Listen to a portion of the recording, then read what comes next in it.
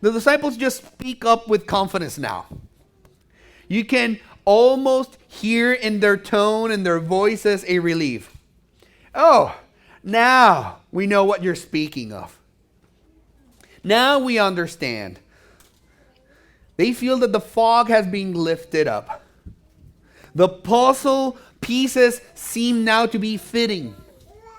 And they say it twice, now, as if repetition might stabilize their certainty. It's like that moment when someone is walking you through assembling something, parts and all spread out in front of you. And suddenly you interrupt them saying, hey, yeah, I got it, right? Totally, I get it now. You're nodding. You're confident. You might even think you can explain it back to them. And so they hand you the instructions and they walk away. At the end, you're standing there holding 3 extra screws, a piece that looks important in your hands, and the sinking realization that you actually might have not actually get it. That's what's happening here with the disciples. The mental furniture seems assembled in their heads.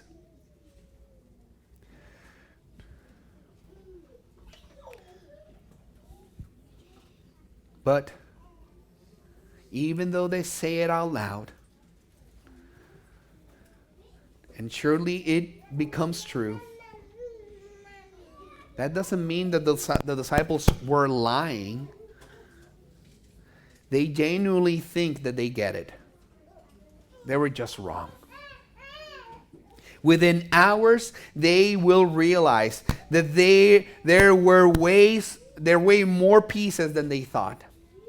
And they were holding them upside down.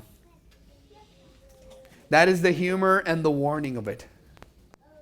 Because we've all had our now I get it moments right before discovering we absolutely did not know it. But this is the tragedy of premature confidence. Few things are more dangerous than believing you see clearly when you don't. Their confession sounds strong, but is actually fragile. It rests more on their perception of themselves than on a deep grasp of Jesus' mission. They are convinced that Jesus knows all things and that much is true, but they draw from that truth a confidence in their own readiness that the coming hours will expose how hollow it is. Jesus doesn't celebrate their declaration. He doesn't say, yes, you finally got it. Instead, Jesus gently asks to make them pause.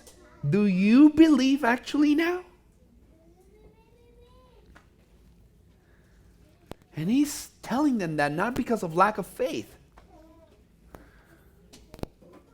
but because it is still immature, untested, unbroken, uncrucified. Jesus sees what they haven't realized yet about themselves.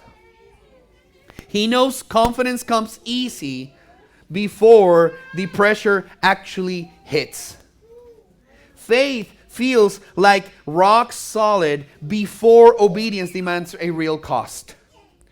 And he knows the hour ahead. Not one breakthrough, but actually a breakdown. Behold, he says, mirroring their own emphatic tone, the hour is coming and has come. The moment is closer than they think. Fear will scatter them. Loyalty will fracture. Courage will evaporate. Each one will retreat to what feels safest to his own. Self-preservation will eclipse devotion. Jesus will stand alone. Jesus speaks it now, not to humiliate them later, but to prepare them for what their failure will feel like when it happens.